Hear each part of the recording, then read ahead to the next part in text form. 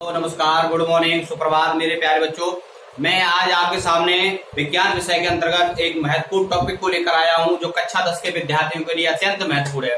कृपया इसको जानें और जानने का प्रयत्न करें और मेरे वो सभी वीडियो देखें जो मैंने पिछली वीडियो में आपको बहुत सी जानकारी दी है। मैंने बहुत से विषयों तथा उन टॉपिकों के बारे में बताया है, उनको भी अत्यंत महत्वपूर्ण है, उनको भी अवश्य देखें। देखिए, यह जानकारी लगातार बनाए रखने के लिए लगातार आप मुझसे जुड़े रहें ताकि मैं प्रत्येक जानकारी आप तक पहुंचाता रहूं। आज का जो विषय है विज्ञान विषय, जिसके अंतर्गत मैं आपको आज क्या महत्वपूर्ण जो बातें हैं वह सभी बातों को बताऊंगा। आप मुझसे जुड़े रहें और लगातार जो एक के बाद एक क्लास आप तक पहुंच रही है उस क्लास को देखते रहें। देखिए, आप यदि उन क्लासों को नहीं देखेंगे तो जो ये क्रम है लगातार आपके पास वीडियो पहुंचने का तथा एक के बाद एक जो पॉइंट आपके पास पहुंच रहा है, जो प्रत्येक जानकारी आप तक पहुंच रही है, उसको आप एक सही ढंग से नहीं जान पाएंगे। इसलिए मेरे प्रत्येक वीडियो को और प्रत्येक वीडियो में मैं लिंक दे देता हूं, उस पर क्लिक करके आप सभी वीडियो को देख सकते हैं। उन सभी वीडियो को देखने के लिए आपको मुझसे जुड़ना होगा और मेरी प्रत्येक बात को बहुत अच्छी तरह से समझना होगा। मैं प्रत्येक पॉइंट को यहीं पर समझाने की पूरी कोशिश करता हूं, यहीं से आपको आपके दिमाग में बैठाने की पूरी कोशिश करता हूं। आपको याद करने की कोई आवश्यकता ना हो, आपको रटने की कोई आवश्यकता ना हो, तो जुड़े रहें मेरे साथ और अपने पास अपना कलम और अपनी कॉपी को अपने साथ रखें और प्रत्येक पॉइंट को नोट करते चलें। यह अत्यंत महत्वपूर्ण क्लास है कक्षा 10 के विद्यार्थियों के लिए और इस क्लास को लगातार देखें, इस वीडियो को अंत तक देखें, तभी आपको कुछ समझ में आएगा और लगातार समझते रहें। मैं आपको प्रतिदिन एक नई वीडियो उपलब्ध कराता हूं और उसमें बहुत ही महत्वपूर्ण जानकारी को प्रदान कराता हूं और आप उस जानकारी को प्राप्त करने के लिए इस वीडियो को अंत तक देखें और मुझसे जुड़े रहें। तो चलते हैं, शुरू करते हैं आप आज की क्लास को। स्वागत करता हूं आप सभी का अपनी वीडियो में और महत्वपूर्ण क्लास में, जो कक्षा 10 के विद्यार्थियों के लिए अत्यंत महत्वपूर्ण क्लास है। आज का विषय है हमारा विज्ञान विषय के अंतर्गत अग्न्याशय। अग्न्याशय क्या होता है,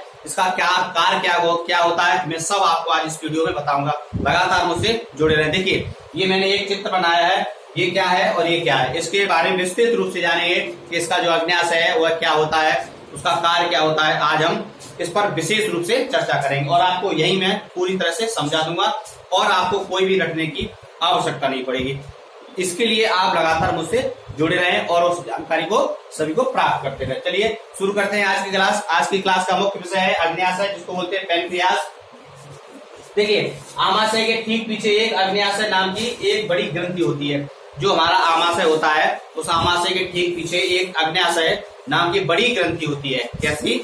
अग्न्याशय नाम की एक बड़ी ग्रंथि होती है। देखिए, मैंने आपको एक चित्र बना के भी दिखाया था जो अत्यंत महत्वपूर्ण चित्र था, मनुष्य की आहार नाल। उसको बहुत ही अच्छी तरह से समझना और समझने की कोशिश करना। प्रत्येक चित्र के बना करके मैं आपको पूरी तरह से जानकारी दे रहा हूं कि प्रत्येक चित्र का जो उस चित्र में जो पॉइंट थे, जो भाग थे, उनका कार्य क्या होता है और हम उनको कैसे पहचान सकते। देखिए, ये है अग्न्याशय, इसको बोलते हैं अग्न्याशय। अग्न्याशय आपको ये देखने में प्रतीत हो रहा होगा, ये पत्ती के समान संरचना होती है और ये जो है ये सी के आकार का, मैंने आपको बताया था क्या है, ग्रहणी। सी के आकार की मैंने क्या आपको बताया थी, ग्रहणी। ये ग्रहणी से जुड़ा हुआ होता है। किससे जुड़ा हुआ होता है? ग्रहणी से। जो उसका भाग होता है ग्रहणी का, उससे ये जुड़ा हुआ होता है। देखिए, जानते हैं इसके बारे में। आमाशय के ठीक पीछे एक अग्न्याशय नाम की एक बड़ी ग्रंथि होती है। आमाशय के ठीक पीछे, देखिए आमाशय क्या होता है मैंने आपको पिछली वीडियो में बताया। और यह जो नए बच्चे मुझसे जुड़ रहे हैं और उन बच्चों को मैं बता दूं, यह जो YouTube चैनल है विनय कुमार रावत स्टडी ग्रुप के नाम से है और इसको सर्च करें, सब्सक्राइब करें और प्रत्येक वीडियो को देखें। यदि आप प्रत्येक वीडियो को देखेंगे तभी प्रत्येक पॉइंट आपकी समझ में आएगा।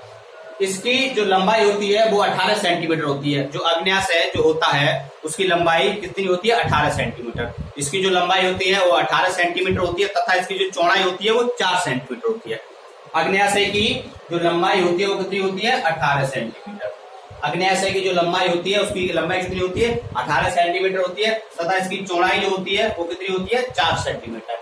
अग्न्याशय की लंबाई 18 सेंटीमीटर तथा उसकी चौड़ाई 4 सेंटीमीटर होती है। ये जो महत्वपूर्ण विषय है, महत्वपूर्ण पॉइंट है, इसको आप नोट करते चलें। तथा इसकी संरचना एक पत्ती के आकार की होती है। कैसी होती है? एक पत्ती के आकार की। जो अग्न्याशय की जो संरचना होती है वो है एक पत्ती के आकार की होती है। जैसे आपको ये दिखाई दे रहा है, ये कैसा आकार है इसका? ये पत्ती का आकार है, यानी कि ये पत्ती के समान इसकी संरचना है। ये कैसी संरचना है? पत्ती के समान इसकी संरचना होती है। इसकी लंबाई 18 सेंटीमीटर तथा चौड़ाई 4 सेंटीमीटर तथा यह पत्ती के आकार की इसकी संरचना होती है। इसका जो दाहिना सिरा होता है वो चौड़ा होता है। इसका जो दाहिना सिरा जो होता है वह चौड़ा होता है तथा बायां सिरा पिलिया से चिपका रहता है। इसका जो दाहिना सिरा होता है वो चौड़ा होता है और जो बायां सिरा होता है इसका वह पिलिया से चिपका रहता है। यह एक मिश्रित ग्रंथि है। यह क्या है? यह एक मिश्रित ग्रंथि है। कैसी ग्रंथि है? मिश्रित। देखिए प्रत्येक जो पॉइंट है जिसको मैं अंडरलाइन करता हूं उस विशेष ध्यान दें। यह एक कैसी ग्रंथि है? यह एक मिश्रित ग्रंथि है। इसका बहिस्रावी भाग छोटे छोटे पिंडकों का बना होता है। इसका जो बाहरी जो भाग होता है, जो बाहरी भाग जो रस का श्रावण करता है वह छोटे छोटे पिंडकों का बना होता है। इन पिंडकों की कोशिकाएं अग्न्याशय रस का स्राव करती हैं। जो पिंड है ना, ये जो पिंड है, इन पिंडकों की जो कोशिकाएं हैं, ये जो कोशिकाएं हैं, इन पिंडकों की जो कोशिकाएं वह अग्न्याशय रस का स्राव करती हैं। जो छोटे छोटे पिंडक हैं इसके अंदर, वह जो पिंडक हैं वह पिंडक अग्न्याशय रस का स्राव करती हैं। इसका जो अंतःस्रावी भाग है वह लैंगरहैंस की दूपिकाओं का बना होता है। इसका जो अंतःस्रावी भाग जो होता है वो लैंगरहैंस की दूपिकाओं का बना होता है। यह जो अग्न्याशय था बहुत ही अच्छी तरह से आपको समझ में आया होगा। इसकी जो लंबाई होती है वो 18 सेंटीमीटर होती है तथा इसकी जो चौड़ाई होती है वो 4 सेंटीमीटर होती है। यह एक पत्ती के समान संरचना होती है तथा इसका जो पिंडक, इसमें जो पिंडक होते हैं वो छोटे छोटे पिंडक होते हैं, वो आग्नेयास्थिक रस का स्राव करते हैं। इसका जो सिरा है वह बहिस्रावी जो लैंगरहैंस की दूपिकाओं का बना होता है। अंतःस्रावी जो भाग होता है इसका वह लैंगरहैंस की दूपिकाओं का बना होता है तथा इसका दाहिना सिरा चौड़ा तथा बायां सिरा पिलिया से चिपका रहता है। देखिए ये बहुत ही महत्वपूर्ण पॉइंट था जो मैंने आपको समझाया। जो इसके जो कार्य हैं वो कार्य भी देख लेते हैं। इसके कार्य क्या हैं? इसके बहुत महत्वपूर्ण कार्य हैं और लगातार आप मुझसे जुड़े रहें और मेरी वीडियो को अंत तक देखते रहें। मैं लगातार आपको कुछ देने की कोशिश करता हूँ, कुछ समझाने का प्रयत्न करता हूँ और उसको समझते रहें और प्रत्येक पॉइंट को नोट करते चले। तो चलते हैं हम, इसका जो कार्य है उसको भी देख लेते हैं। अब है अग्न्याशय रस का कार्य। अग्न्याशय रस का कार्य क्या होता है यह भी देख लेते हैं। अग्न्याशय के कार्य यानी अग्न्याशय रस का जो स्राव होता है वह कैसे होता है? देखिए इसमें 3 एंजाइम पाए जाते हैं। कितने एंजाइम पाए जाते हैं? इसमें जो है 3 एंजाइम पाए जाते हैं। जो अग्न्याशय रस होता है जिसका स्राव होता है उसमें 3 एंजाइम पाए जाते हैं। वो कौन कौन से होते हैं? पहला है एमाइलेज। इसका कार्य क्या होता है? यानी कार्बोहाइड्रेट का जो भाग मुख गुहा में लार के प्रभाव से बच जाता है, कार्बोहाइड्रेट होता है जिसका भाग मुख गुहा में लार के प्रभाव से बच जाता है, वह इस एंजाइम के प्रभाव से शक्कर में बदल जाता है। वह इस एंजाइम के प्रभाव से शक्कर में बदल जाता है। देखिए कार्बोहाइड्रेट का जो भाग मुख गुहा में लार के प्रभाव से बच जाता है, जो कार्बोहाइड्रेट होता है उसका जो भाग मुख गुहा में लार के प्रभाव से बच जाता है, वह भाग इस एंजाइम के प्रभाव से शक्कर में बदल जाता है। कौन सा एंजाइम है? वह है हमारा एमाइलेज। जो एमाइलेज एंजाइम है उस एंजाइम का जो प्रभाव होता है उसके प्रभाव से वह शक्कर में बदल जाता है। अगला पॉइंट है हमारा वह है लाइपेज या स्टीएप्सिन। लाइपेज या स्टीएप्सिन यह क्या है? देखिए इसका प्रभाव किस प्रकार से होता है? यह वसा को वसा अम्लों में परिवर्तित कर देता है। यह जो वसा होती है ना वह वसा को वसा अम्लों में परिवर्तित कर देता है, जो रुधिर तथा लसिका द्वारा अवशोषित कर लिए जाते हैं। जो रुधिर होता है और जो लसिका होता है, रुधिर और लसिका, रुधिर तथा लसिका द्वारा अवशोषित कर लिए जाते हैं। रुधिर और लसिका के द्वारा अवशोषित कर लिए जाते हैं। यानी कि जो एस्टीएप्सिन है, जो हमारा लाइपेज है, वह यह वसा को वसा अम्लों में परिवर्तित कर देता है, जो रुधिर तथा लसिका के द्वारा अवशोषित कर लिए जाते हैं। और रुधिर भी आप बहुत अच्छी तरह से जानते हो और लसिका क्या होता है मैं इसके बारे में बहुत अच्छी तरह से आपको जानकारी दूंगा। अगला पॉइंट है हमारा ट्रिप्सिन या काइमोट्रिप्सिन। ट्रिप्सिन या काइमोट्रिप्सिन यह क्या है? यह प्रोटीनों का अवशोषण करता है। किसका? ये एंजाइम प्रोटीन का पाचन करता है। यानी जो प्रोटीन होती है ये प्रोटीन का अवशोषण करके उसका पाचन करता है। जो हमारा ट्रिप्सिन है या काइमोट्रिप्सिन जो एंजाइम है, जो अग्न्याशय रस होते हैं वो 3 प्रकार का स्राव करते हैं, यानी 3 प्रकार के एंजाइम निकालते हैं।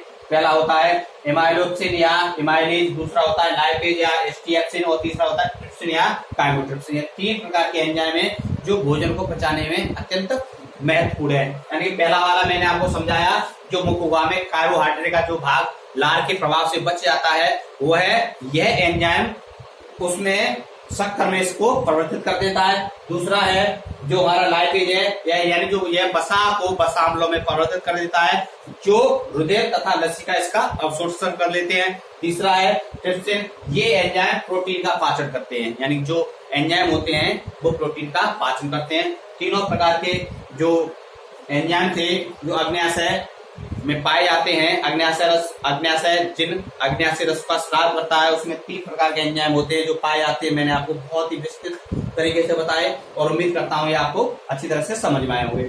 अगला पॉइंट है हमारा हार्मोन्स का स्राव, यानी कि इसका ही पहला था अग्न्याशय रस का स्राव और दूसरा है हार्मोन्स का स्राव। ये किस प्रकार से होता है तथा इसको जानने के लिए लगातार आपको मुझसे जुड़े रहना है। अब मैं आपको बताने जा रहा हूँ हार्मोन्स का स्राव कैसे होता है और इसका क्या कार्य होता है और किस प्रकार हम पता कर सकते हैं कि अग्न्याशय में इसका क्या कार्य होता है। जुड़े रहें मेरे साथ और लगातार वीडियो को देखते रहें और वीडियो को अंत तक देखें, तभी आपको बहुत अच्छी तरह से यह जो पॉइंट है वो समझ में आएगा। अगला पॉइंट है हमारा हार्मोन्स का स्राव। अग्न्याशय जो रस होता है वह हार्मोन्स का स्राव करता है, उससे क्या प्रभाव पड़ता है ये देखते हैं। देखिए, लैंगरहंस की दूधिकाओं की बीटा कोशिकाएं इंसुलिन तथा ग्लूकोज नामक हार्मोन्स का स्राव करती हैं। जो लैंगरहंस की दूधिकाएं होती हैं, जिनकी जो बीटा कोशिकाएं होती हैं, वह ग्लूकोन तथा हार्मोन्स का स्राव करती हैं। किसका? ग्लूकोन तथा हार्मोन्स का स्राव करती हैं। यह आप बहुत अच्छी तरह से इस पॉइंट को समझ लेना। जो लैंगरहंस की द्वितीयकाएं जो होती हैं, उनकी जो बीटा कोशिकाएं होती हैं वो इंसुलिन तथा ग्लूकोज नामक हार्मोन्स का स्राव करती हैं। किसका? इंसुलिन तथा ग्लूकोज नामक हार्मोन्स का स्राव करती हैं। ये हार्मोन्स ग्लूकोज के उपापचय का नियंत्रण करते हैं, यानी कि जो ये हार्मोन्स होते हैं, जो इंसुलिन तथा ग्लूकेगॉन जो हार्मोन होते हैं वह ग्लूकोज के उपापचय का नियंत्रण करते हैं, यानी जो ग्लूकोज होता है उसके उपापचय का नियंत्रण करते हैं। रुधिर में सामान्य स्तर से अधिक ग्लूकोज होने पर उसे ग्लाइकोजन में बदलने की क्रिया इंसुलिन के प्रभाव से होती है। जो रुधिर में सामान्य स्तर से अधिक जो ग्लूकोज होता है, यदि रुधिर में सामान्य स्तर से अधिक ग्लूकोज हो जाता है, उसके होने पर उसे ग्लाइकोजन में बदलने की क्रिया इंसुलिन के प्रभाव से होती है। किसके प्रभाव से होती है? इंसुलिन के प्रभाव से होती है। इंसुलिन के प्रभाव से होती है।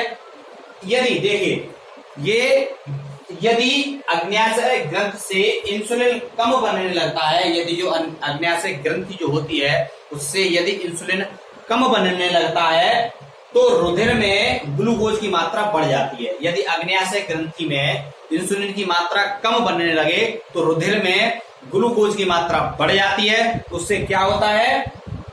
और मूत्र के साथ ग्लूकोज आने लगता है, और मूत्र के साथ ग्लूकोज आने लगता है। इसी को हम डायबिटीज कहते हैं, मधुमेह कहते हैं। यानी कि यह जो रोग होता है वह मधुमेह रोग इसी के प्रभाव से होता है। यदि इंसुलिन में जो इंसुलिन होता है यदि वह काम करना कम कर दे, इंसुलिन की जो क्रिया होती है, इंसुलिन यदि कम बनने लगता है, अग्न्याशय ग्रंथि में यदि इंसुलिन कम बनने लगता है तो रुधिर में ग्लूकोज की मात्रा बढ़ जाती है और मूत्र के साथ ग्लूकोज आने लगता है। तभी किसी भी प्राणी को मधुमेह या डायबिटीज की बीमारी हो जाती है। देखिए, एक बार हम इसको फिर समझते हैं। जो हार्मोन्स का स्राव होता है, जो अग्न्याशय रस होता है, जो हार्मोन्स का स्राव करता है, लैंगरहंस की दूधिकाओं की बीटा कोशिकाएं इंसुलिन तथा ग्लूकेगॉन नामक पदार्थ का स्राव करती हैं, उस हार्मोन्स का स्राव करती हैं। ये हार्मोन्स ग्लूकोज के उपापचय का नियंत्रण करते हैं। ये जो हार्मोन्स होते हैं वो ग्लूकोज के उपापचय का नियंत्रण करते हैं। रुधिर में सामान्य स्तर से अधिक जब ग्लूकोज बनने लगता है, रुधिर में सामान्य स्तर से जब अधिक ग्लूकोज होने पर उसे ग्लाइकोजन में बदलने की क्रिया इंसुलिन के प्रभाव से होती है। यानी कि रुधिर में सामान्य स्तर से अधिक ग्लूकोज को ग्लूकोजन में बदलने की क्रिया वो इंसुलिन के प्रभाव से होती है। यदि अग्न्याशय ग्रंथि इंसुलिन कम कर दे या अग्न्याशय ग्रंथि में इंसुलिन की जो क्रिया है वो कम होने लगती है तो उसमें ग्लूकोज की मात्रा बढ़ जाती है और ग्लूकोज की मात्रा बढ़ जाने से मूत्र के साथ ग्लूकोज आने लगता है। इसी को हम मधुमेह या डायबिटीज कहते हैं। ये वाला पॉइंट भी आपको बहुत अच्छी तरह से समझ में आया होगा। उम्मीद करता हूं कि आज जो मैंने पढ़ाया वो बहुत ही अच्छी तरह से आपको समझ में आया होगा। अगले दिन मैं आपके लिए नया पॉइंट लेकर के आऊंगा।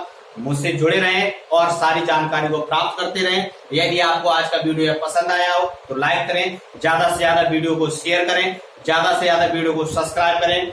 यदि इसमें कोई भी आपको जो पॉइंट समझ में नहीं आया हो तो कमेंट करके मुझे कमेंट बॉक्स में बताएं। मैं अपनी इस वीडियो में पिछली वीडियो का डिस्क्रिप्शन बॉक्स में लिंक दे दूंगा, जिससे आप उससे जुड़ जाएं और वो भी पिछली वाली भी जानकारी को प्राप्त करें। मैं प्रतिदिन आपको एक नई ऊर्जा को भरने की कोशिश करता हूं, आपके अंदर भरने की कोशिश करता हूं, आपको यही समझाने की कोशिश करता हूं। प्रत्येक पॉइंट को लिखते रहें, प्रत्येक पॉइंट को समझते रहें और सारी जानकारी को प्राप्त करते रहें। Thank you.